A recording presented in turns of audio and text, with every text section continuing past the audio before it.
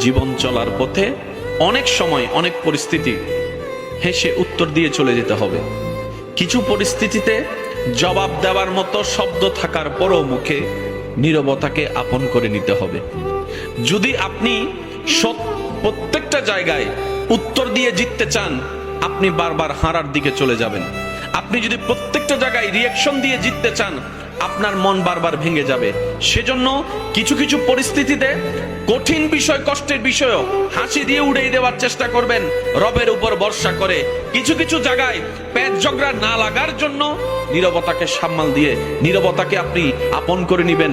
ঝগড়া থেকে দূরে থাকবেন, তর্ক থেকে দূরে থাকবেন। আপনার ব্রেইনও ভালো থাকবে, আপনার হার্টও ভালো থাকবে।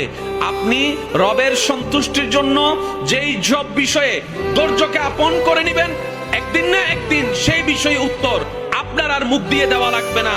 আল্লাহ এমন সিস্টেম করে দিবেন, সেই ব্যক্তির কাছে উত্তর অটোমেটিক পৌঁছে যাবে রবের পক্ষ থেকে। বলেন সুবহানাল্লাহ।